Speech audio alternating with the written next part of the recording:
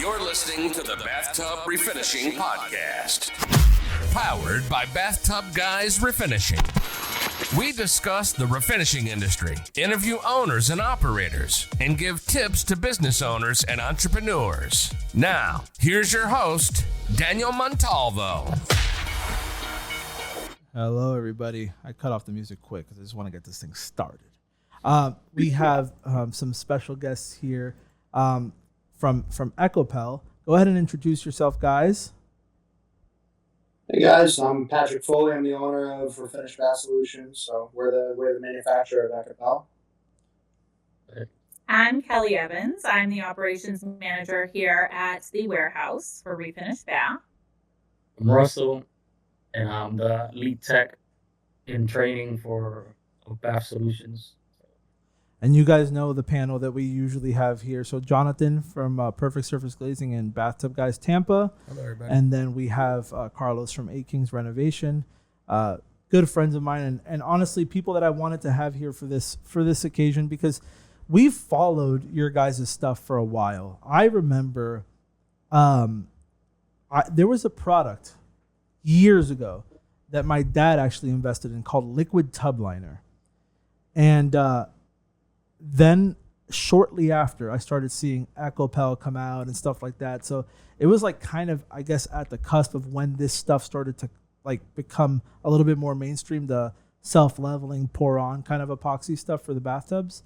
And specifically, Patrick, I've seen your videos like a bunch of times. So I think it's pretty cool having you on here. One of the things I wanted to ask you specifically before we get everyone else involved is, like, what is your story in like how you got into refinishing, and then what led you to like get into products and manufacturing?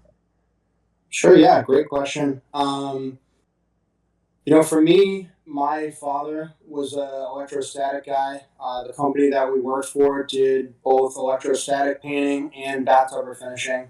So in the summer, while in high school, I worked there as my father's helper, doing electrostatic work. And when I finished school and I was 18, I started doing. They leveled me up, I guess, and trained me to be a tub guy. So I was out spraying tubs. Eventually, I had issues with the management there, and I decided it'd be better for me to do my own thing. And for the next 20 years or so, that's what I did. Ran my own little tub business, and everything was going great. But once we had kids, that's when I was like, man, I gotta get out of the chemical business. I can't be ripping paint on my ride home for an hour every day. Yep. And that's when I came across Ekopel in general, and I started out thinking, well, I could just pour on the Ekopel and refinish tubs that way, charge a little bit more, make a whole day of it, doing just one job at a time, like one high-end job versus a couple of spray jobs. And once I couldn't really, I couldn't get $1,000 a tub to spend an entire day in there doing that kind of work. Mm-hmm. So that was when I started making the YouTube videos and selling it as a DIY on Amazon. And 6 months later, I told the person that owned the rights to Ekopel, I offered to buy it, and he more or less laughed me out of the room, and ended up making him an offer. And then COVID happened, and he wasn't ready to hold on and fight through that, so let me buy it, and the rest was really history when it comes to the DIY side of it.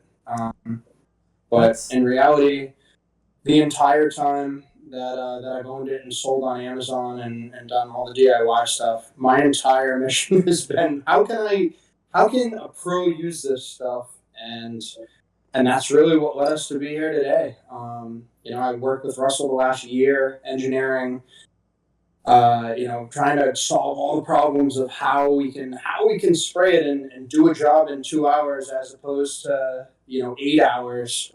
And like I said, we're finally here. That's awesome. Yeah. I would just want to say, to the guy that laughed you out of the room, is honestly stupid because I believe that every good product or service or company needs a good brand ambassador. You know, the old Ekopel stuff was like generic, like logos and like, you know, like just looked hyper corporatized without a face. And it's like you could do that when you're an established brand, but when nobody knows you, you need a face to the brand. And I feel like you've done a good job at that. So I just wanted to say, like, that guy, I think he's done for that. But I'm gonna go ahead to you two. Go ahead and just let me know, like, what is it you guys do at Ekopel? What's your position, and like what does that entail? Go ahead. So I'm the operations manager, and essentially I try to make sure that everything runs smoothly at all times. I deal with customers, I deal with Amazon, I deal with trainees, any techs that have questions, things like that. A lot of the shipments, orders, anything really Patrick needs. I handle, and anything that our employees and staff needs. Um, I have been interested in a big push for like social media, so I'll have our customer service and social media reps handle that. Which it's slow, and you guys do a really good job of that, so I should take notes. But I think that is an important thing right now. Mhm. Yeah, so that's kind of what I do. A little of everything. Cool. All right. So in my end, I'm actually have my own company. My company is True Glaze, Okay. and me and Pat have the same kind of backstory. We worked for the same company and stuff, and the only difference is that I climbed the ladder to a certain extent that that's it. You're capped out. You Okay. know, as a business owner, you guys know that you only pay so much to the technician, and you know what I mean, before you start hurting. Yep. And that company, I reached my limit to what I could do, and I saw the direction that the company was going, and I just decided to go on my own. And ever since, I just been spraying on my own and stuff. It's you know really been like me and like a couple of other guys and stuff, just a small team and stuff like that. I never took it to the extreme of having like 5, 10 guys or whatever. We just kept it simple and went from there. So I've been spraying now for 19 years, just like Pat and Okay. stuff. I'm still on the field to this day and stuff. And when Pat reached out that he has this Ekopel and this product, I was very intrigued, very interested right off the bat. I knew that this was, you know, where it should be going because of the fumes and all the stuff and just the durability. The Mhm. product is solid. You know what I mean? You can't compare paint to epoxy and stuff. So, uh, and then ever since, from the pour on, we just kept shooting ideas back and forth. I kept troubleshooting stuff for him, and now I, take charge of training, new techs and other people with no experience, how to spray this stuff and take it to the next level. Okay. Awesome. So, and your guys' partnership came about because you guys worked at the same company, and that's kind of where the relationship started, right? Correct. All right. What was the other company using, out of curiosity? What product? They were using Sumter coatings. Before, yeah, they were using Sumter coatings, and then when Sumter bought Top Coat, they still had like a private line of Sumter coatings bathtub refinishing kits. Okay.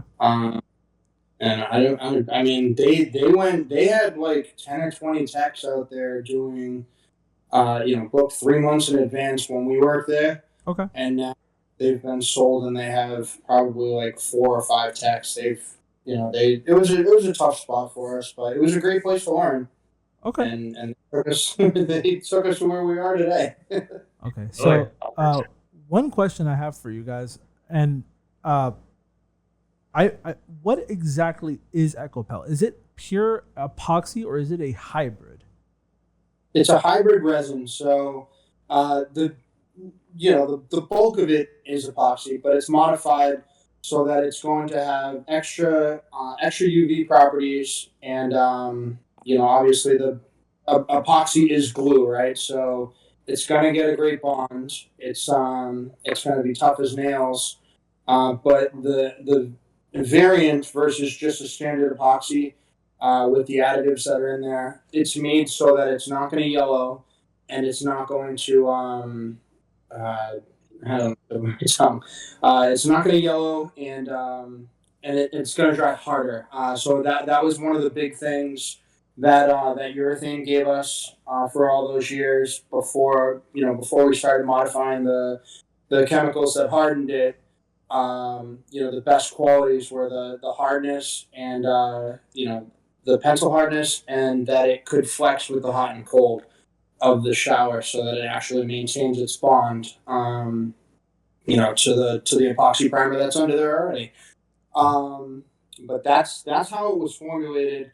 It was originally made, to be just a flooring epoxy, and the chemists that actually created the formula, they started tinkering around with all the all the stuff that was going on with tubs in Europe, and they found that they could make it pourable, and that's really how all of that came to be in general. So in terms of properties, it is like the foundation is an epoxy resin, and there's definitely a difference between when you call it a resin versus calling it a paint. And that's why even with the urethanes that like you can get from Hawk or Midwest or any of those guys, they're selling you urethane resin, which is more raw and it's in that state versus just the complete garbage. If you bought Rust-Oleum, you're buying just paint and paints. It's not going to do anything except give us an extra couple $100 when we have to come and strip it. Carlos, do you have any questions about the product in particular? That was literally my first question was, does it yellow? I do epoxy a lot. Great question. And epoxy yellows over time. Well, at least the countertop aspect of it and the floorings that I've done. Just recently ran into a different type of epoxy hybrid as well, where it's claimed non-yellowing, and I've just switched on to that, and I really like it. But that was when Daniel first told me about you guys. That was literally my first question. We paint white literally 99% of the time, and with the experiences that I've had with epoxy, it yellows after a while. Specifically if it's closer to sun or like a window. Right now we're on a table where I did epoxy maybe in January. Yep. But because it doesn't see any sun, it has not yellowed. At least to me, it has not. No, it still has the wow. So, and I'm honestly surprised looking at it. So, yeah, that was pretty cool that you guys are telling me that, because the fact that you're telling me it doesn't yellow and it's non-toxic. Well, also that it's a hybrid, because I feel like for a lot of professionals, that is an important thing to note. Because a lot of people completely, I will tell you, I talk to a lot of refinishers. They will dismiss anything that's epoxy because they automatically assume it'll yellow.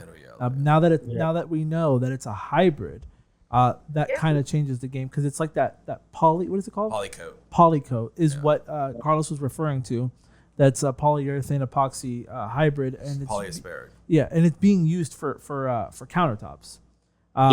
And so, that's something interesting to note. So, all the people who watch this now, they kind of have that. Do you have any questions yourself, Jonathan, for Patrick here? So in theory, it's pretty much like an epoxy floor coating design with a epoxy primer to get it to stick to the porcelain, is where we're at with it, for the most part. So are you? Yeah. So for us, the Ekopel itself would stick just fine. The without. So we wanted to get that same. We've sold 150,000 or so of those DIY kits over the last 5 years. Those specifically maintain high ratings. They're a little finicky to use sometimes. They're not pro-based, but the formula itself is as durable as it gets, right? So what we wanted to do was do the minimum amount of modification that we could, and because when you pour it, it's so thick, it covers a lot better. When you spray it, color-wise, it's more translucent. So if you're spraying like pink tile with this with Ekopel, you're not going to be able to cover it with just top coat. So what we've made is an epoxy primer that's a waterborne epoxy primer that specifically has a ton of pigment in it. So ideally, the way we're trying to teach people to do it is spray it all so you get that nice uniform white, and then spray the top coat over it, and that's where you're gonna get all the you're gonna get the hardness and the gloss of an Ekopel finish. That's the main reason for the primer is literally for Just coverage. Eat up. Yeah. color coverage. Yeah. Yeah, it's similar, I guess, to what we do. So we use Midwest chemicals, and we basically do the same thing. Whenever it's an oddball color, we'll prime it to eat up the color, and then we'll top coat it. So I guess it's the same principle there. Now, I do have Ekopel spray on here. It was sent to me. It got to my house late on Monday, so I haven't had a chance to product test it. I have it here, but I have used. Well, I was one of the DIY buyers. I bought the kit to test it out a few years ago. It was when you guys had the little fry box in the thing. Okay. Yep. Yeah. The product itself dries really hard. It works well. The self-leveling is there. Now, I do have some criticisms of it. I'm curious if these are common criticisms. And I guess you, Kelly, could tell me if this is something that people bring up. Mixing by hand for 10 minutes is insane.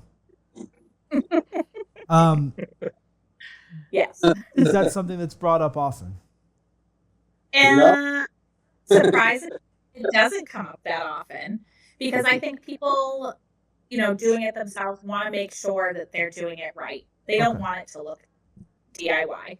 So they're going to take everything we say, and for the most part, most people are going to follow the instructions and not really question it.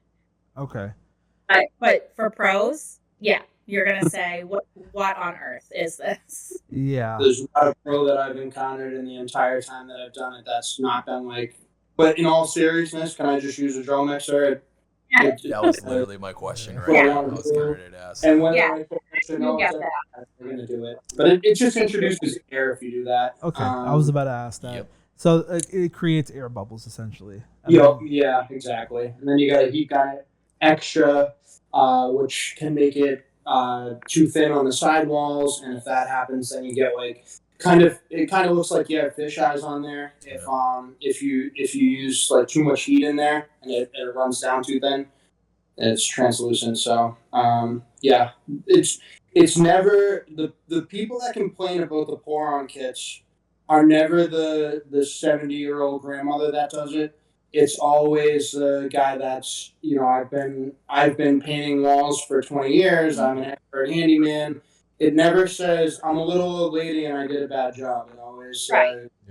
That it makes always sense. says pro, but which means I didn't follow the directions. It sets me off a little bit because they'll always say, I followed everything. I even mixed it an extra 5 minutes. And then I say, something along the lines of, I'm not allowed to do customer service because of that, but I would say something like, so which part of the directions did you follow? I don't remember. And also mix it an extra 5 minutes, or also pour a gallon of acetone in it, or, Well, honestly, that's part of the reason I don't do customer service anymore. Anyway, I can't not be reasonable. So Kelly, what is, if you had to point at one thing in specific that people complain about a lot with the product, what would it be? For DIY? For DIY specifically. What is the main? They forget about, honestly, there's one that's funny and then one that's not. They forget about the drain. They'll put the tape on, not come back, take the tape off, and it goes completely over their drain. Okay. That is a problem. Okay. That is a problem. The funny one is like, a cat jumping in it. I've heard that more than I'd like. Yeah, that's happened too. Or, a bug died in it. Things like that. Nothing Nothing too consistent and crazy. Yeah, that's really it. Other than the one that I feel bad about is the drain. They're not following how to do that, or they just forget about it and come back. What do you It's a guys mess. recommend to do for the drain? Do you guys recommend to use like a cup to cover it, or how do you guys handle that? So with I mean, Poron nowadays, I did make a couple of videos before where I had like an upside down cup or some type of a tape dam. It's easier, honestly, for me.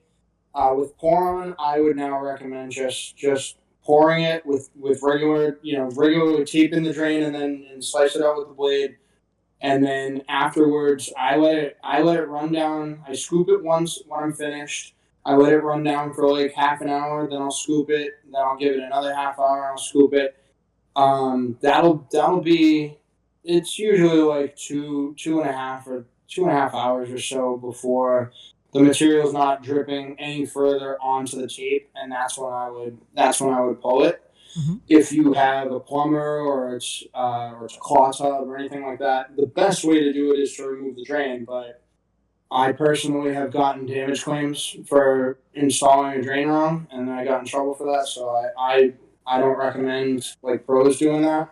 Okay. So that to me makes it so unpro friendly. And so one other point that you had asked about the complaints, we also made so we were more or less exclusively talking about the pour-on kit, but we also right before we figured out how to spray it, we figured out how to roll it as well. Yep, I have a And sample of that as well. that is Yeah. what gets us. That's what gets us complaints. Yeah. So it works great, but if you don't clean, and this would be the same thing if you just took the Midwest urethane and didn't do any primer and didn't do any etching or anything, Mhm. you just wipe it down with acetone and spray it. You're gonna get fish eyes if you're doing tile or like raw porcelain and you don't like etch it or you've got to go hard with that or else or you're going to get fish eyes and yes, that I would. maybe like 5 to 10% of the time with DIY roll on is Yeah. never on a fiberglass but always on like tile walls where they just didn't clean them and then you'll see just a 2 by 2 section of fish eyes and it's not fun, but you can sand it down and roll another coat. But that's something that we're actively trying to solve as well. We're trying to put in one of those. You know how they make those Fish eye wipes, the eliminators. individually packed like wipe on primer wipes. Yep, I've seen those. I have that in the works, and I'm going to include that in the roll-on kit when we finalize that. And that should give us that one extra layer so that it breaks all that surface tension and allows us to flow out in case you don't follow directions and clean this up. What were you gonna say, Kelly? I know you wanted to jump in there. Yeah, I feel like that is for roll-on specifically. That is the number one complaint, and it's tricky because Just they don't clean. it is straight up surface contamination, and somebody will say, "Well, I cleaned it," and all the things, but they're not understanding the science behind it, right? They're not understanding that it's gonna. I don't know, all the things, and it's just and the roller. Yeah. The roller itself too is going to keep pulling it. What happens is mostly, like she said, surface contamination. Mhm. All the techs know that when you're going to do a job, the prep is the number one Right. thing. You have to get that soap scum off. Yep. Even though you wiped it down and it kind of looks clean, depending on the shade of that tub. Yeah. If you put the razor blade on it, soap scum is there Yep. and stuff. And I believe that's the number one reason why a lot of it Fails. the Yeah. customers I would- don't follow. I would also imagine that a lot of people treat the roll on instead of I've heard Patrick say it a million times, instead of pushing the material where you want it, they treat it like a roller. And that It's- constant pressing down and pressing up, and then the roller Yes. starts to deteriorate. That also probably doesn't help. But you gotta understand, this is a DIY. Right. So us coming from our world versus a regular person, you go to Home Depot, you pick up a touch-up kit, and you roll it on. You're used to just rolling a wall or whatever. So that's their mentality. They're gonna bring into the, okay, I'm just gonna roll it on there and go for it. You know what I mean? And they just skip a bunch of stuff, and that's where the problem comes in. They think, oh, I cleaned it enough. And he's right about the soap scum. It's invisible. And I'll tell customers that too. I know you think you did it, but you skipped this step. And we recommend this because you can't see it. You can't see it. If you bought a house and it's a 1967 tub in there, you cannot tell me that, wiping it down with acetone is going to clean it. That's not, Mm-hmm. And I'm going to get to the spray-on Ekopel, but I have a few more questions about the DIY because it is, I guess, been on the market the longest. So, and I've used it. So I have a couple more questions. This one's for you specifically, Kelly. How do you go about handling complaints? I mean, when you're selling $150,000 worth of product or 150,000 units worth of product, I'm sure you get your fair share of complaints sometimes. We do. And, sometimes it's just, educating them on how to do it correctly and stuff. But how do you handle the clients that are really bad? We're all in customer service and we all handle it differently, but I'm curious as to how you guys do it. I handle it differently than how Pat would. Okay. And I think that's probably for the best. I try to relate to everybody as much as possible. I am very empathetic. Even if I know that they didn't follow the instructions, I try my best to help them. I want them to have the tub that they wanted, right? Yep. So that's what we do. If we have to send out a touch-up kit and walk them through, I mean, I've literally FaceTimed with customers before and tried to help them out. I mean, that's what I do. I love people, regardless, even the difficult ones. It's a good time. So I try to help them as best as we can. And I've trained our customer service staff to do the same thing. While we do believe, customers are always right, we know that they're not. And we do our best to still give them the outcome that they want. So, okay. I mean, that's how we do it. Okay, awesome. Patrick, yeah. How would you handle it? Because I feel like we're cut from the same cloth where it's like when someone's kind of BSing you a little bit, it's hard to just hold your tongue. And that's kind of why I don't do customer service anymore. I strictly do commercial because, I feel like I could talk to them a little bit more than a customer. So when you were doing it, I guess what was the biggest challenge of it aside from, like what I just said pretty much? Yep. No, I think you hit the nail on the head with that one. We're very similar in that front. For me, if you call me and say, "Oh my God, I made a mistake, please help," that's an instant. I'll send you a free kit. Or it was when I was the guy. When it was the one-man show doing all that before we got where we are now. That was the truth. I'm very empathetic as well, as long as you're not trying to be sneaky. When you say this product was damaged or you did this, you didn't tell me, anything like that is going to be me trying to draw it out and say, which part of the directions that you followed didn't you follow? And try to wrap you up in that, because that's, it's just not, I know better and I know not to do it. And that's why I stay away. But when I was the one that was doing it, it would be probably 50% and 50%. I'd get most people that just, I tried my best. It looks so good. There's a ridge on the bottom. Like, is there anything you can do to help me? And it would be like, oh, do you need a non-slip? Like, I can send you a free non-slip kit. Mm-hmm. Or, the front is all fish eyes or something. I would say, sand it down and I'll send you a touch-up kit. Now that we have the roll-on, it makes it a lot easier for us to actually fix the stuff. Like, you can roll a coat, and it's not going to crush us as a business. But starting out, giving any customer a refund or free kits, like, that directly affected my end bottom line, and that was really hard for me. And now that we're at the level that we are, Kelly said it perfectly. First thing we want to do is try to get you to be a repeat customer and speak highly of us. it costs a lot of money to get a negative review removed. Yep. It costs not a lot of money to make somebody feel better about it. And if they do feel better, there's a good chance that they tell their neighbor, like, this company's awesome. And we end up making money on the deal as opposed to, being rude about it, and just trying to blame them and not, and try to be greedy and just keep everything. Like, in general, that's really the way we want to operate the business, is to be as fair as we can. We might not be able to send you a $150 pour-on kit for free, but we probably can send you a one-coat roll-on so you can recoat the entire tub and smooth out anything that you need.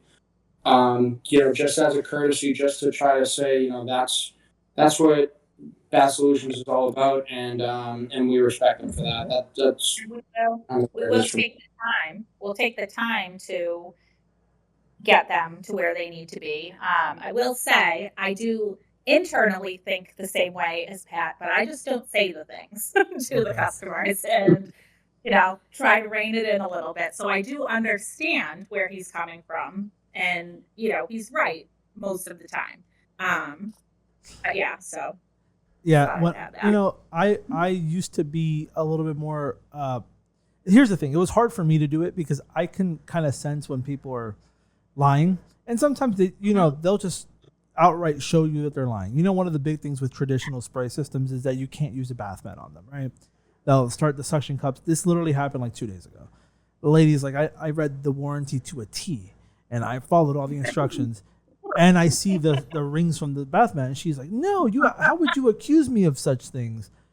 We could see the rings on the bath mat, on the floor from the bath mat, and she's just like, oh, well, what actually happened is that I read the warranty after I used the bath mat, but I switched it. And it's like, well, that doesn't help us any now. You lied. So, like... That is as old as time. Yeah, so that for me, it's like hard for me to hold my tongue. But what I tell the other people to do, since I'm not directly involved anymore, is just take everybody at face value, just assume the best in people. Obviously, if someone's being crazy and they're asking for refunds on a job that looks perfect and stuff like that, it's like, no, but like we will always try to accommodate.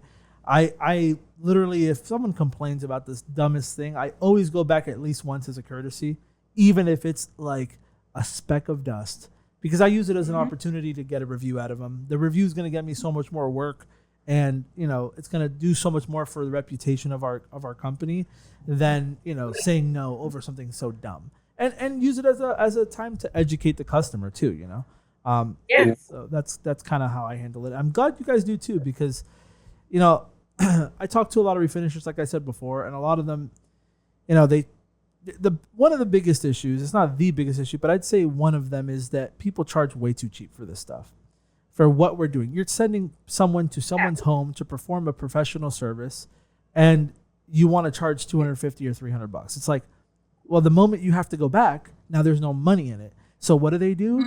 They pretend like they're perfect all the time, and they like to.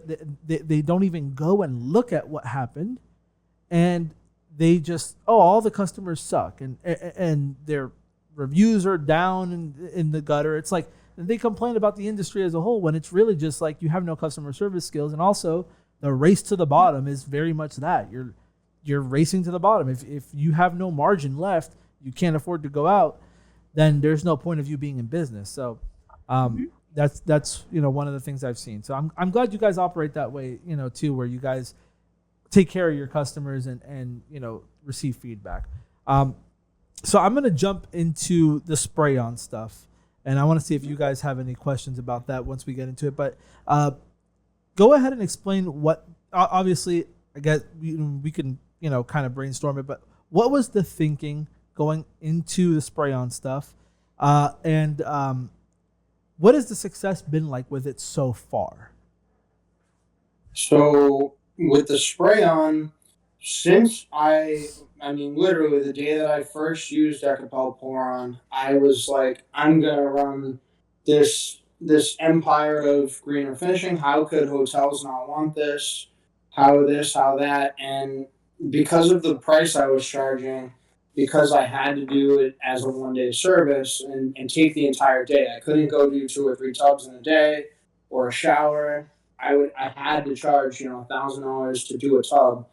And I was comparing it directly with like a bath fitter, which, at the time the liners were a lot more common, but once I started selling at retail, in the background, I was always messing with it. I put it in airless guns. I put it in I ruined just so much equipment just messing with it.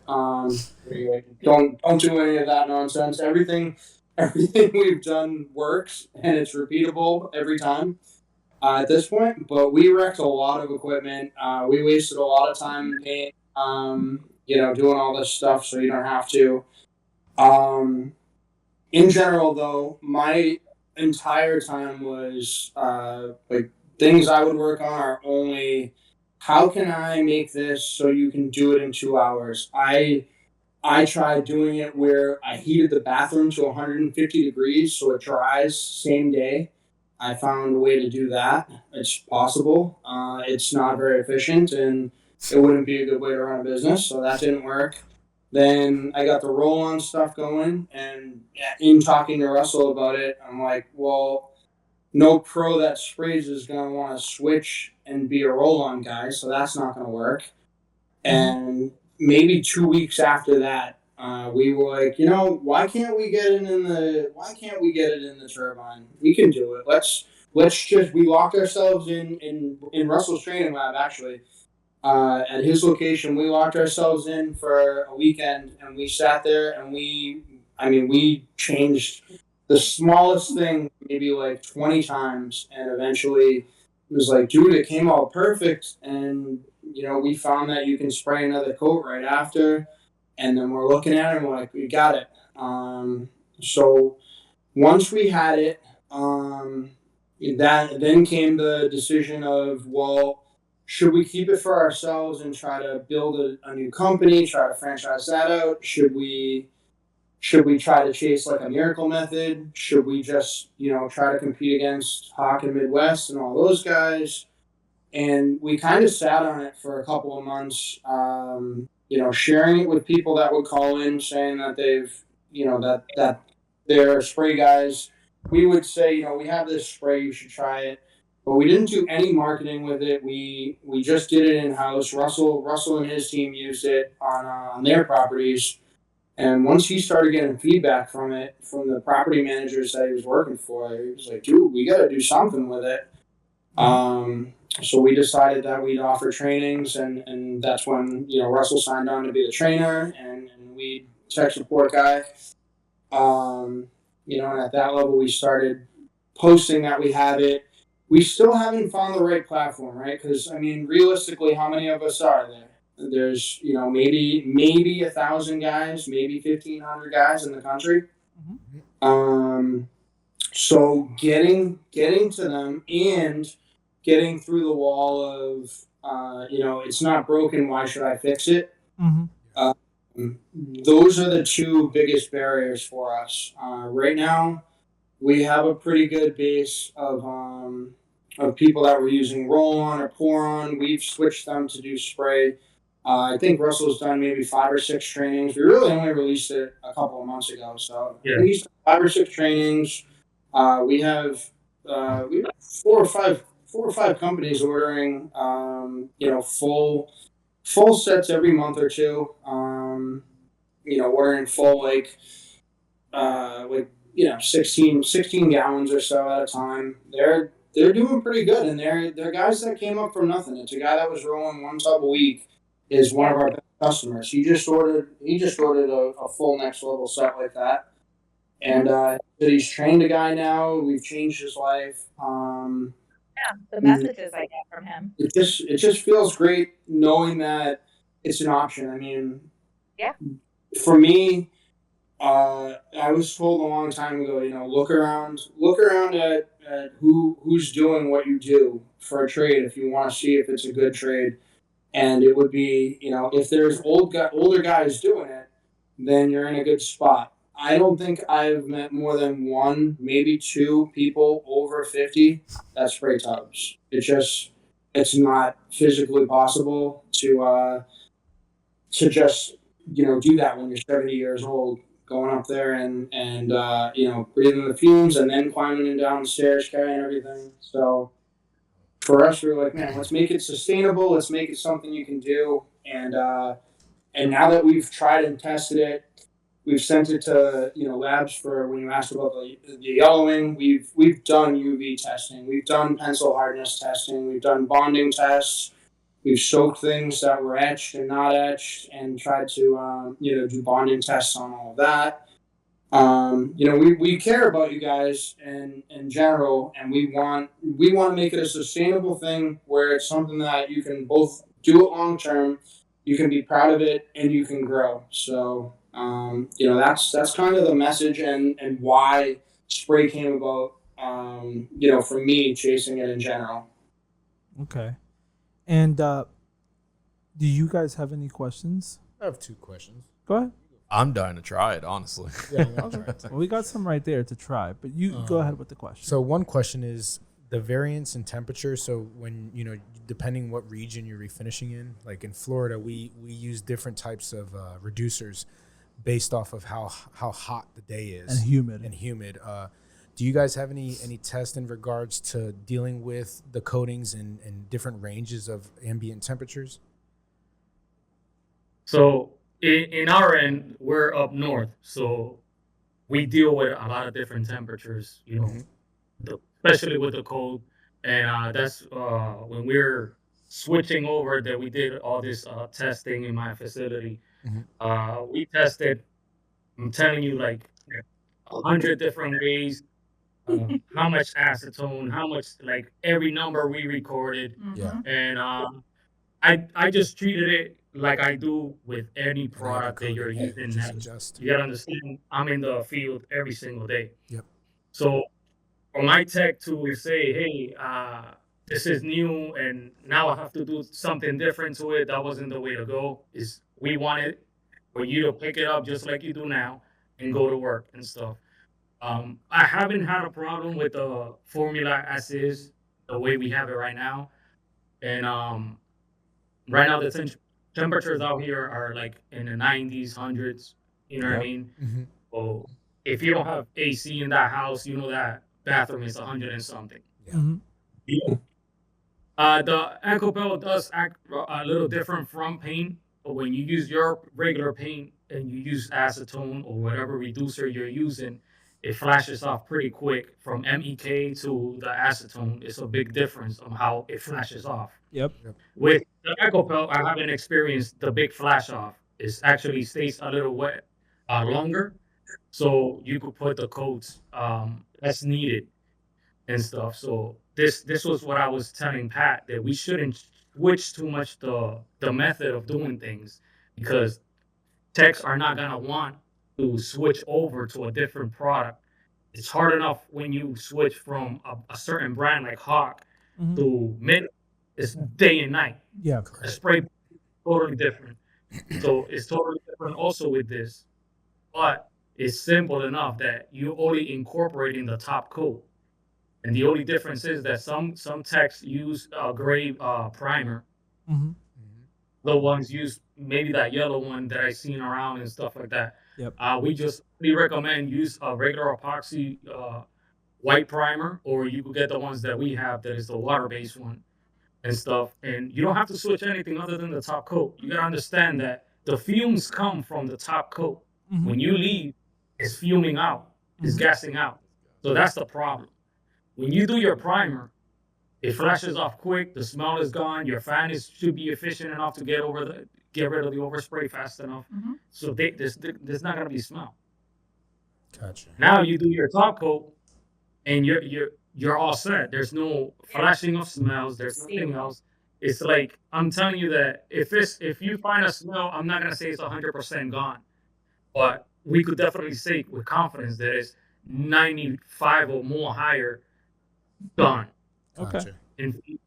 And this is ideal for the commercial industry, where I have walked into hotels that I've done, and I'm talking about high end. You can open windows. I have my own filtration system, and we spray this stuff, and there's no complaints.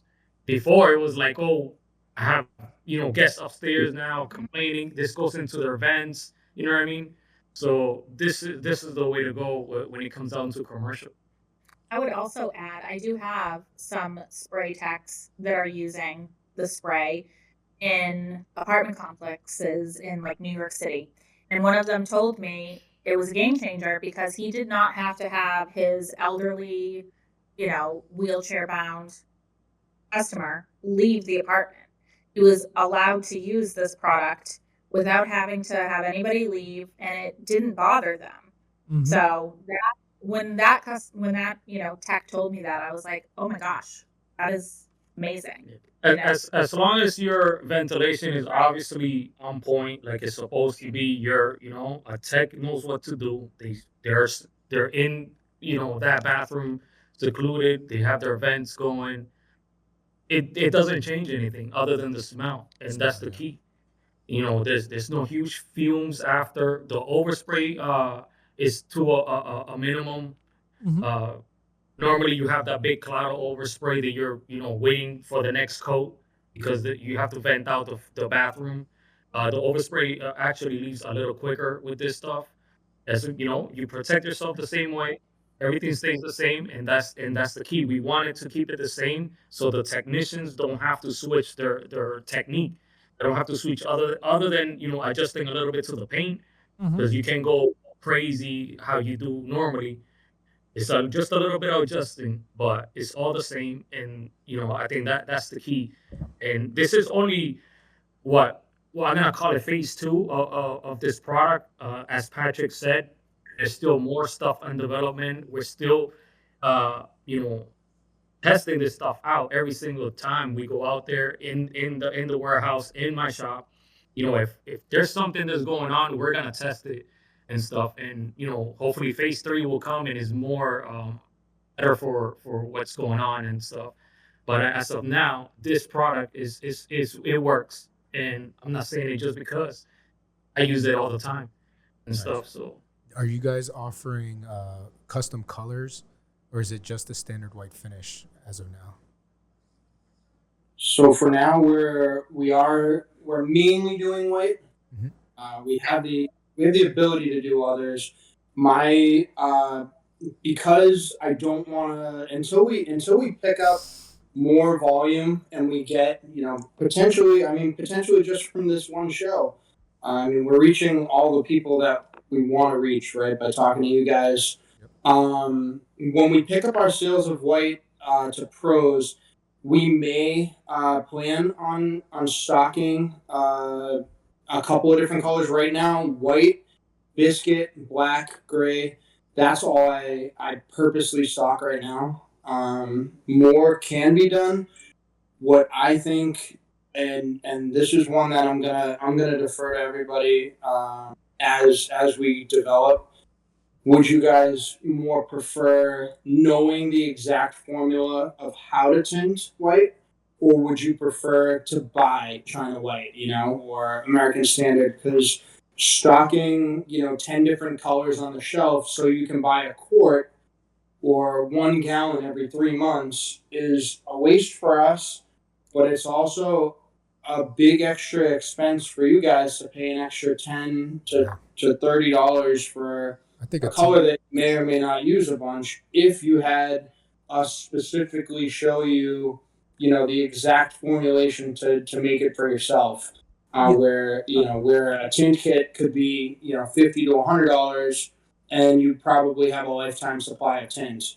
Except maybe We've been with Midwest forever. Like my company's second generation. It was actually owned by my father for a long time. He was like a one-man show, but for a long time they didn't do color matches. They would sell universal tints. They would come in a case. I did Midwest for a long time. Yeah. So yeah, they have the universal tints, and then if you had a blue or a red tub or whatever, It's you efficient. just make it yourself with the white. So Yeah. I think that might be a more efficient way to do it, especially for the pros who are used to color matching. That makes sense. And one more question for you guys. Company that does do that themselves. They have another one in Southern Florida that's doing exclusively biscuit tubs. He has just been buying white, and he'll just tint it himself. And and another guy has been buying all white and then 1 gallon of gray every time. I think he uses that to spray the tile, and then he does the tubs white, but I'm not 100%. And occasionally counters he's doing. Yeah. Oh, The that. Yeah, that's countertops, right. yeah. Do you Yeah. guys intend to have a clear version of the top coat in case, we finish a lot of countertops as well, and with the multi-stone, and we did the marble effects. So a low VOC clear, is that in the future? So we can make the exact formula of Ekopel without color in it, and make it clear. Mhm. I probably will start stocking. It won't. I don't think it's going to be a huge seller, but I do think I will plan on stocking it when we re-up. This is probably the beginning of 25, when we'll start selling clear. When it comes, it's. I'm glad that you asked about kind of. Are you sitting at the conference table, Kelly? I am, and he mentioned his table having, some epoxy, and I was like, oh my goodness, me too. Hey, So- nice. That one for our well, if you've seen my videos, you've seen some of my counters Yep. where I actually took the idea that Midwest had with the stamping. It works so good on those. I personally think that, and Russell and I argue about this one all the time, but I would rather not tape everything and plastic everything off to do like stone fleck or multi-spec. I would rather do it this way. I mean, I did that table in 45 minutes?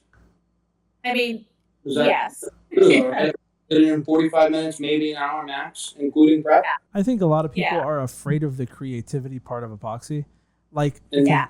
that's one of the main reasons that people might prefer to spray it. Yeah. Like, Yeah. That- that- it is that's awesome. what I mean. That's what he's. So I did a lot of the pour on, just like your table right there, and I got out of it only because of that. Is the yellowing and stuff like that, and it is a tedious thing. You have to babysit the thing, because you want to be professional. You want it to be the best product, but it takes you a freaking whole day of just babysitting a counter. Now, how much are you going to charge for this counter? You know what I mean? So Has to that's be why I worth got it out of for it. you. I do the stone flake from Midwest. I just did one the other day, as a matter of fact, and I'm gonna incorporate, once Pat is ready, this clear yep. and stuff. So like that, you have the choice. Hey, do I want to do the big clear cloud, from Midwest, because for some reason a clear hangs in the air longer than any other pigment Mm-hmm. and stuff. But this stuff goes on, very well. So It's like glass. Yeah, it goes Yeah. on like glass. Personally, Just if I Great think, based off what I talk to people about, if somebody were to come up with an easy way to do veining to make the marble effect come true and just be able to spray a clear on it and call it a day, most people would rather do that than pouring it and waiting for the design to show itself. Because here's the thing, like, you can kind of, if you can control the veining, you could also make sure that you're not going to get a crazy customer that like doesn't like how it's heavier on one side than the other. A lot of people don't understand that this is random. Like, especially with the epoxy, you could control it to an extent, but when you're doing especially like an exotic pour with multiple colors, the colors just kind of go where they may. You know what I mean? We call it Yeah. chaotic You're beauty. also in a time crunch with this pour on epoxy stuff. Yep. It heats up so fast that if you're doing multicolors, you really gotta be on point. That everything's ready for you to go. You're mixing all your colors, and you're chasing the colors now because this is flashing off Yep. and stuff. I have tried the spray on webbing, marble effect sprays. They seem to work very well.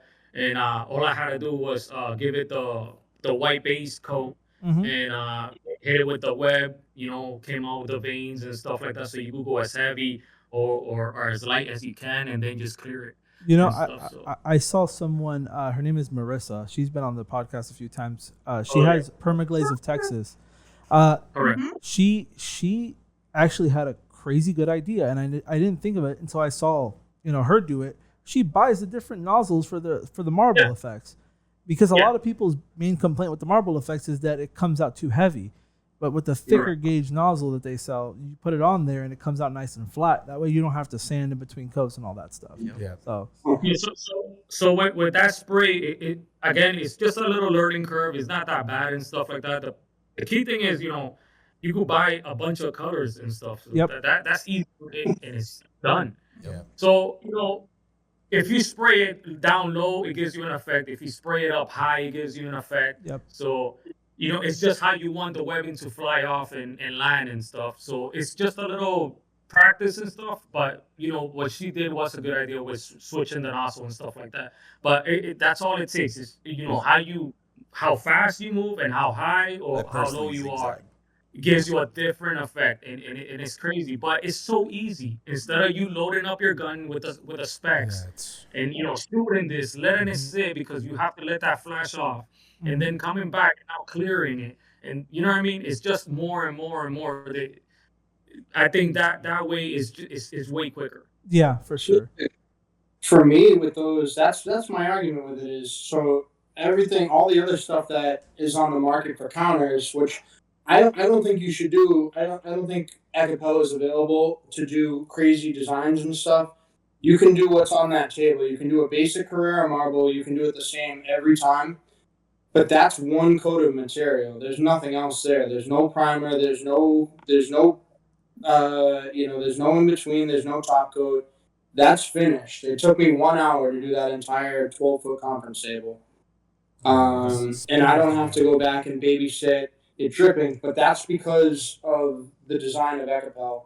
It's so thick and heavy that it doesn't keep running off the sides. Once it gets there, after like an hour or so, once you wipe that bottom edge, that's it. There's no more drips. What's the durability comparison to spray on Ekopel versus pour on?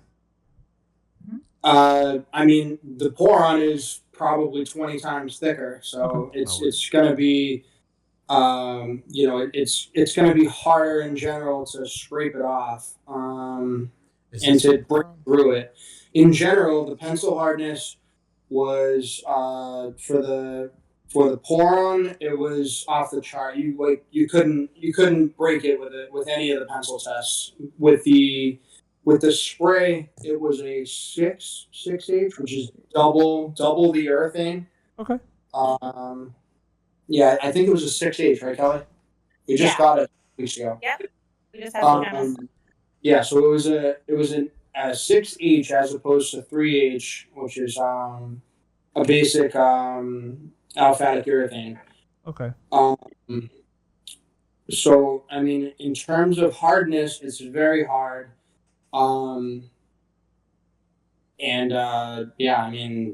Durability wise, it's almost impossible. Like I think you've seen my videos where I've smashed into like tubs with hammers and all this nonsense. Shower heads exploded.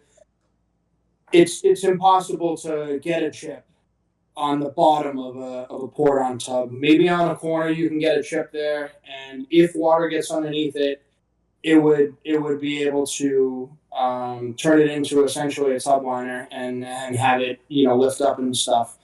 Whereas with the spray, it's going to work the same as the more or less the same as the way the urethane works. If you get a chip, you're going to have a little chip. It's not thick enough that it's going to bond together to itself and peel off in sheets. Okay. Damage is going to be isolated damage, whereas it'll be slightly more frequent. But as opposed to like regular urethane, it's going to be around the same for damage callbacks from chips or anything like that. Potentially a little bit less because of the hardness variance. But we all know that people are people. Yeah, no, I know that for sure. It happens. I had one where I did 150 units in a hotel in Boston, and they installed shower heads with wands, and it was one of those like high-end hotels where everybody's in a wedding or in the ballroom for an event or something when they stay there.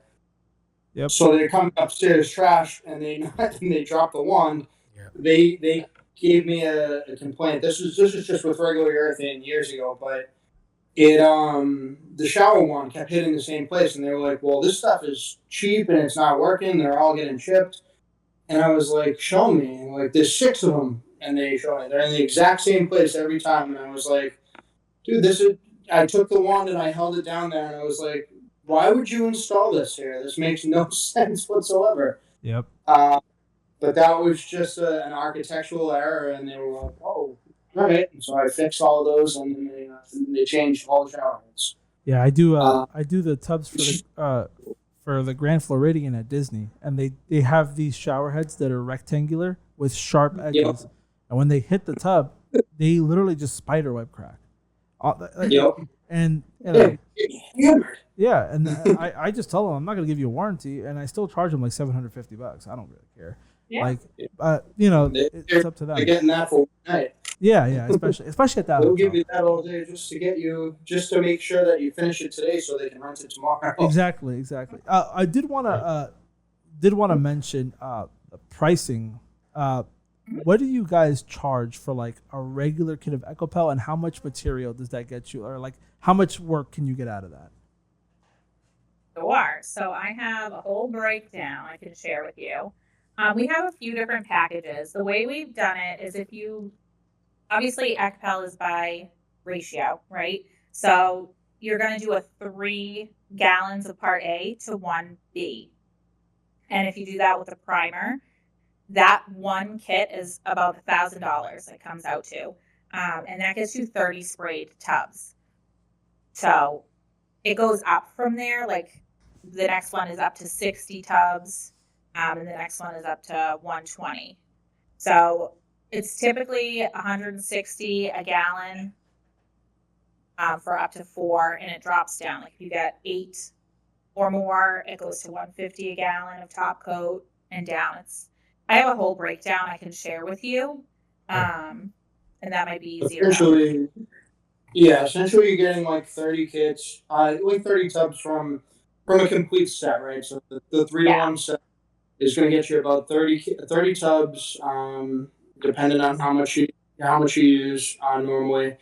But I haven't really seen anybody go any real less than that. What's that called? It's the primer and the top coat for the 1,000. If you're just doing the top, it's 30 tubs for I think it's $640.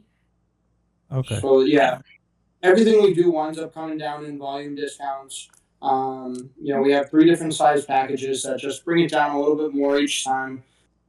Starting out, gallons of top coat are like 160, and primer I think is 110. As opposed to the other manufacturers, we are not charging for shipping. We include that in the cost, so that we don't have to play around and do that afterwards and say now you owe an extra $80. We're also in New Hampshire, which I think you guys are tax free also, right? But so we're not adding tax or anything like that. So it's just a flat rate on them. But you're getting 30 at that level. If you're up on our top tier, what is it, like 140 or something like that? Top level, I think it goes down to 130. Yep. Yeah. So, and that's probably like ordering a kit of like 24 kits or so. Okay. And how many people have you guys switched over to spray on successfully? Do you know a count of how many you guys have so far? I would say anywhere. Oh my gosh. I don't have to count. There's quite a few. Plus, we have a handful of trainees that have started their own businesses based off of this. But switch over. I mean, people aren't fully switched. A lot of people are adding it to their lineup. So especially for corporations that they work for, any of their commercial places, I'll get that where they have to use something, 0 or low VOC to even walk in the door or to even get a bid. So those people have added it to their lineup. And just something I noticed. Probably 10, 12, probably 10 to 12 buyers right now. And It might be a little more, yeah. Right? You guys' price per gallon also incorporates the cost of the Part B as well? Because I know a lot of distributors are, you charge separately for the top coat and the catalyst. The catalyst is charged separately in gallons as well. Okay. Yeah. But it's in that first, like that $1,000 is the whole shebang. Okay. Primer, part A, part B, and enough material to get you 30 tubs. All right. We're having a little technical difficulties. We're fixing our camera really quick. That's okay. But Carlos, do you have anything you want to ask? I've dealt with high VOC pretty much my entire life, and it's made me want to quit spraying so much. Obviously, you end up always going back to it because, when you're good at something. But I'm really, really interested in this kind of stuff, especially you got me sold on the non-yellowing, because that was initially my biggest concern. Obviously, me dealing with epoxy, I do a lot of epoxy countertops. So this is 0 VOC. I know you said earlier that you have waterborne epoxy primer. Can you guys talk to me a little bit about that? Because we have Midwest Chemicals down the street. It's what I've been using for the last 12 years of my life. I've dabbled with different kind of stuff a lot, but I mean, virtually everyone agrees Midwest Chemicals epoxy primer is like top notch as far as adhesion and everything and quick dryness and all that stuff. When you guys mentioned waterborne epoxy primer, that really left me, like in my head, like, whoa, like I need to ask him more about that. So could you guys tell me a little bit more about this waterborne epoxy primer and how it works and mixing and all that stuff on that? I'm really interested in that. Right back. Sure. So essentially, like I said before, we needed, like, Ekopel itself is going to give you the bond. It's going to do everything all by itself, but it's not going to cover the color. So in order to counter that, we needed something that was as strong of a bond that we could coat over that's going to get us the coverage. So we spent, I guess, it's probably about 4 months of trial and error with some different primers that we tested. The end result is very similar. It's modified from the formula, but it's very similar to like a waterborne like concrete self-etching primer. Okay. So what it does after you prep the unit properly, this is formulated to be as simple as possible, since we were in the development the entire way. So we said we want it to be a part A and a part B and nothing else. So what this is going to be, it's actually you should have some there as well. It's weird because it's backwards. The A is the watery one and the B is thick. Which it just kind of blew my mind when I first saw that. But for this, all you're going to do is pour the A into the B into the A, stir it up, and go ahead and spray it. There's no extra additives. You don't add water. It's thin enough that it comes out. I mean, it comes out nice right away. And literally it's there just to do coverage and bonding. You have anything with it, Russ? Yeah, no. So the water-based primer is very, very simple to use, and I know you're concerned about the fumes, like you're saying, and that's the reason why we are all over this. I use both. I'm still, checking out the water-based primer, just to see how it acts, how it reacts to, everything.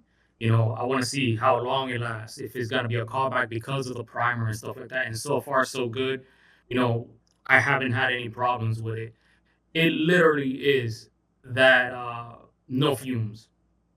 Okay. That is There is amazing. an adjustment. There is an adjustment to it of how you spray it, because again, we're so used to the Thick the coatings. stuff that we, and it flashes off quick. But since this is water based, it's real thin. It is a little adjustment because you might get runs and stuff like that. But when I tell you that there is no fumes, there is no fumes when you spray this water-based product and stuff, and it's night and day and stuff. You don't change anything else. Like I said, you etch the tub, you do your thing, and you hit it with this primer, and you hit it with the top coat, and you're good to go. So one of the things I wanted to ask you guys, and I was having a camera issue here, but this is a criticism I've gotten of Ekopel specifically, and I wonder how you guys would answer to it, because like I said before, I do talk to a lot of refinishers. A lot of refinishers were upset by the way that Ekopel was originally advertised, and that now you guys are trying to get into spray-on. Because in the beginning it was advertised as a DIY, harmful fumes, do it yourself, and a lot of people felt like, well, that's it's gonna directly compete with professional refinishers. How do you feel about that criticism? Did you think that it's founded at all? So there's Pat's answer, where I think he, will go off. But to be fair, right? I think it's different, and they don't know his story. So Okay. I will just put that out first. Many people don't realize that he was a spray tech. He is a spray tech, and he has had that at the core of everything that he's done. Now go, Pat. So to that one, I think when I first started, and when I say I put a lot of time and effort into trying to figure out how to make this pro friendly. Mm-hmm. I obviously worked on that really hard, and I couldn't find a way to get it to work. And unless you're going to be a pour-on guy, which I don't think makes, I just don't think that you can make enough money to do that. I basically gave up on it for about a year and finally picked it up again. But in that time, obviously, that's when we were blowing up and we had COVID. COVID taken out most of our competitors, and that gave us a big advantage and a leg up in this space. Somebody told me a long time ago, when it comes to a lot of different things. You can do whatever you want. I mean, you can go wire in your entire house if you really want to. In most states, Mm-hmm. You can go to Sherwin-Williams. You can buy a gallon of paint. You can go to Home Depot and buy a cheap gallon of paint. This is really going to be what you're choosing. But when it comes to the actual work itself, I don't think that we're stealing customers away from you, because if you're looking to spend $50, $100, $150 to refinish your bathtub, they were never your customer.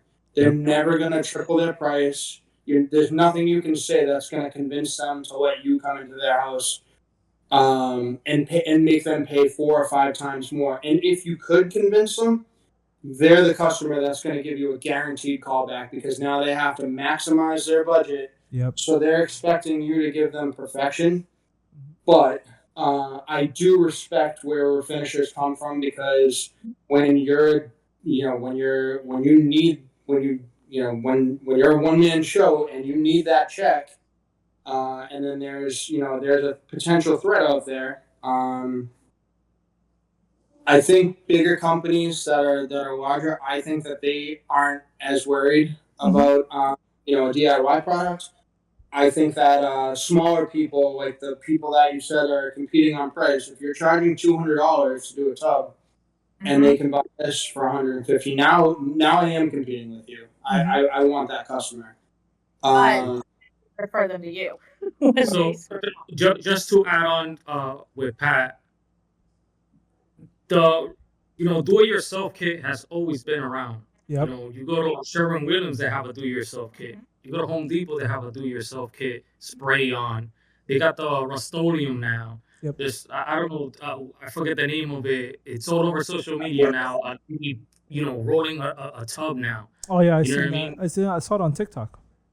Yeah. So all over the those place. are latex paints from China. Sorry. Yeah. So it's not. When Pat came to me like, hey Russ, I got this new product. We need to test it out. I started with the pour on. The pour on is great. Let me tell you. it's just tedious. It takes, patience and for you to get that perfection out of that tub. If you have that tub poured on, perfect, you cannot tell the difference between a pour on tub and a regular tub. Okay. That's how good the product lays out on the surface. If it comes out perfect, you cannot see the difference between a regular tub and a pour on tub.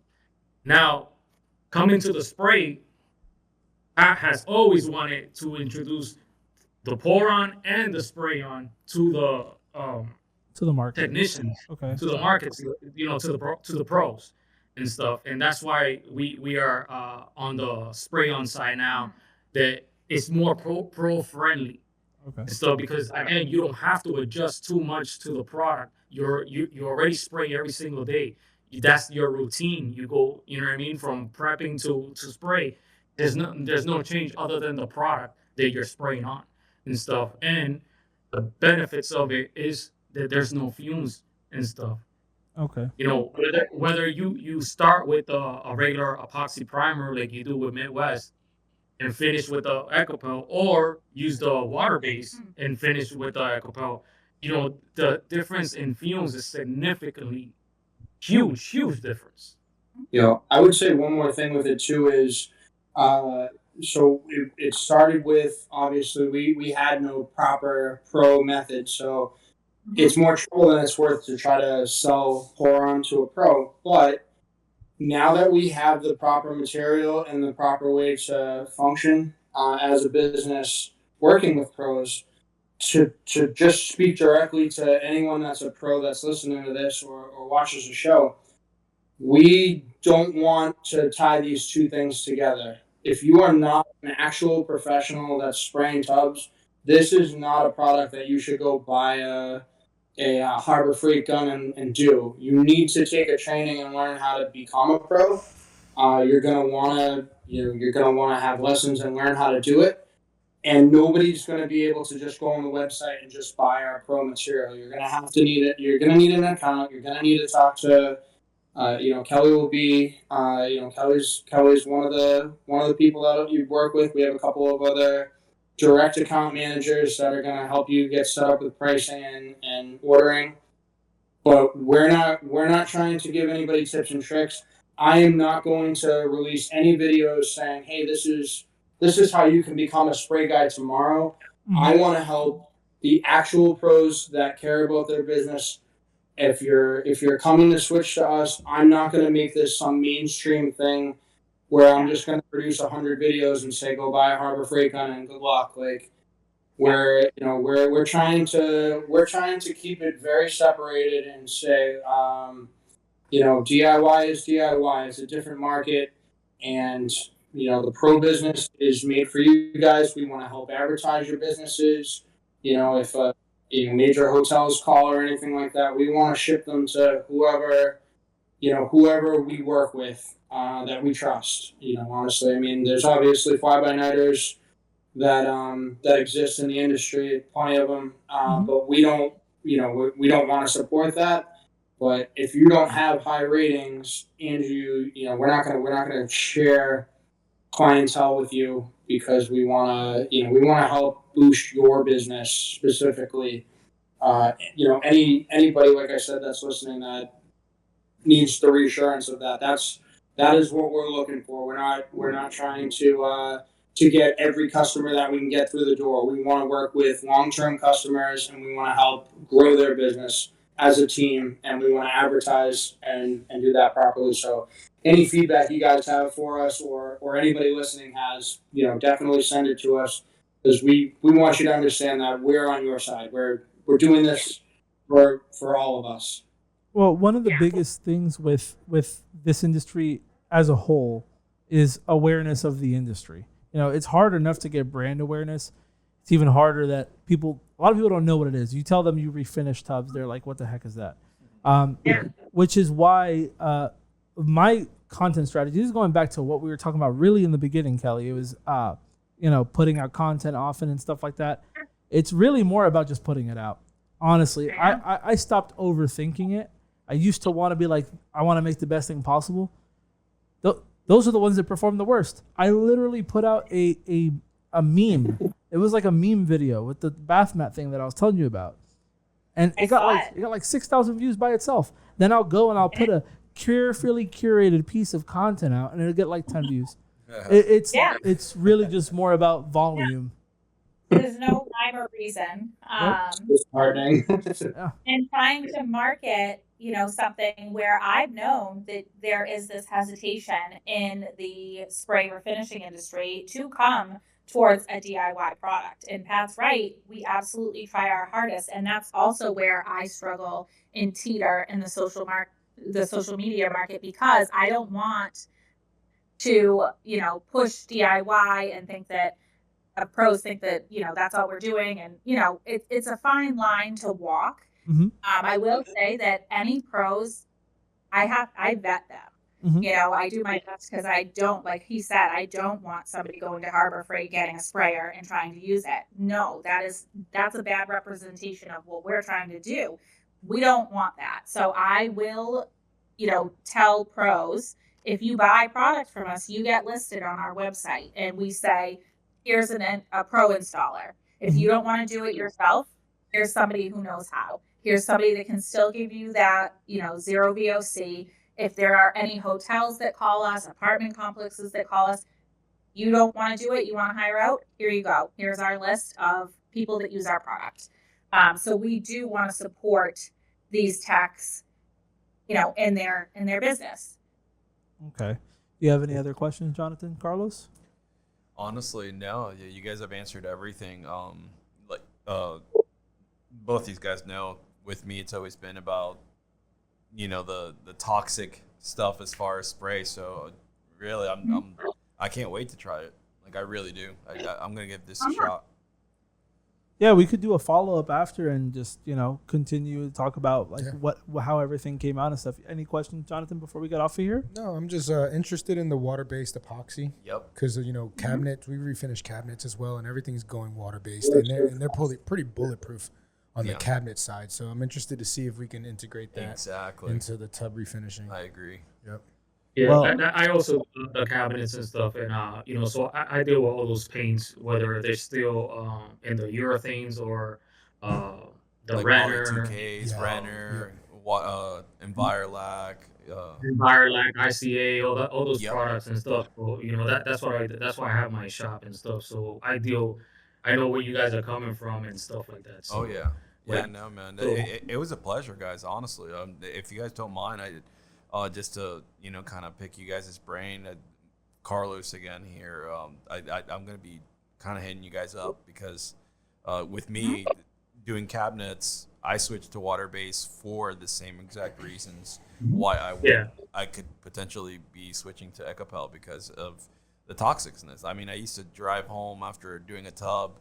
And man, I'd sit in my car and I'm just like, I am high right now, and not a good especially high. Florida. Especially Florida, yeah. Oh, All those fumes in that van, trust me, I know exactly what you feel. I still use the regular stuff, let me That's tell you. not okay, But guys. I switch back and forth, and No. you guys could take it as an added force to your arsenal and stuff, and be like, hey, you know what? Obviously you want the low VOCs, you could charge an upcharge for it, just like I do. Absolutely, 100%. And eventually you'd be like, you know what? This is working. This is the way I want to go, and you can just switch 100% just to Ekopel. Especially high-end hotels. Yeah, They do the cost, hotels. right? I've spoken to these places, and they put in their corporate goals and initiatives and all that of eco-friendly. Well, there you go. You guys know more than market others to that you cannot open windows in a lot of the hotels, main hotels, big branch. You cannot open windows. There's no windows and stuff. So you have to incorporate a system to use that is gonna be, that they're not gonna complain about, and it's gonna be good for you, because remember, now you're limited to how you're venting, and you know what I mean. Like I said, I developed my own vent system and stuff like that just for hotels. And incorporating this into it is like overkill now. It's like I don't hardly need it because this stuff, there's no fumes and stuff, and the overspray is hangs around a lot less. Okay. So All right. Yeah. Well, I want to thank you guys for coming on. Final thoughts from you guys, and then we'll go ahead and set it off. We'll start with Kelly. Final thoughts? I mean, I'm just happy that we got a chance to have this conversation, and I appreciate you inviting us on, because I do think there is some misunderstanding amongst technicians of what we're trying to do to support you guys. So I do appreciate that. And honestly, if you guys have any questions, I'm available all the time. You have my personal cell phone number, text me. And I know the same is true for these two. Yep. I know. So same thing, like she said. We appreciate you guys. Inviting us on this podcast and stuff like that. It's pretty cool and stuff. And like I said, like she said, we're available anytime. Any questions, anything you guys think. Me and Pat are available. If you guys want us to, we want to go out there and see if we could help you guys out. With the product and stuff like that. So that we're also available for that. You guys could come out here, and we'll appreciate it if you come. So you can see the facility, you know what I mean? This is not your average out of your basement or garage product, you know what I mean? Like, there's a facility, there's a warehouse, there's 2 shops and stuff. So you guys could check it out yourself. You could spray it here and see how it behaves and stuff like that. Troubleshoot with us right here. So, we'll appreciate it if you guys could come down as well. And me and Pat will also go out there and see your operation and stuff like that at some time in the future. Yeah, that would be awesome, man. That'd be great. And you, Pat? Yeah, I was gonna say the same thing. I was gonna say, Russ and I would definitely be interested in coming down. I do Orlando a couple times a year as it is, and I'd love to meet up with you guys if regardless next time I go down there. But in general, for you and for any other pro that has any interest in the material, if you're in or around Southern New Hampshire, Boston, feel free to call us and come by. We can, we don't have to do a full training. We can walk you through, show you the location. I've actually toured a couple of the plants for some of the other manufacturers when I was a spray guy. And I really thought that was just kind of a cool experience to get to talk to the people right then in person and know that I'm not dealing with a hole in the wall establishment. I mean, we have a 12,000 square foot facility that has everything there. You can literally see the material being made there. But I'd love for anybody that's in the area that wants to check it out, come up and check it out. Let us know.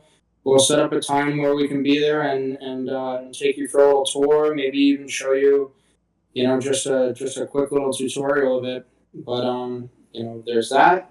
And the last thing that I'll say, just in regards to the product, when you do go ahead and use it, anybody that we send any samples to as well, the only difference in function that you'll see is that it doesn't dry in between coats, but don't let that scare you. I had one person that waited like 2 hours for the first coat to dry or something like that. And 2 or 3 hours he waited and was like, "This isn't feasible." Like, no, it's gonna be wet. It doesn't dry in between coats, but it's shocking that it doesn't run when you spray the second coat over a wet material. Like, wait, whatever we have on the instructions. I think it's 15 minutes in between coats for the top coat. It's still going to be wet. Go ahead and lay it on. Lay it on there. It'll be fine. If you do get any drips, literally, you can take a foam roller, and Russ and I did it a few times. We just roll right over it, and it disappears. It's not like how it like tears it all off the wall with your thing. Like, you literally can just roll it one tile, and you're perfect. It just comes back. Anyways, I'll stop now, but I appreciate you guys so much for this opportunity to be on. This is a great platform to reach out to literally the people we want to work with, and we're open to any feedback and suggestion that any of you guys have for us. So we'll we wish you guys the best, and hopefully we can do it again soon. Thank you. And next time we'll do it in person. Thank you guys so much for the time. I appreciate it. I'll go ahead and do the outro here now, and that's it for now. You guys are awesome. Thanks, guys. You've been listening to the Bathtub Refinishing Podcast. If you liked what you heard, be sure to keep up with the Bathtub Guys on YouTube, Facebook, and Instagram, or visit BathTubGuys.com for more. Thanks for listening, and we'll see you next time.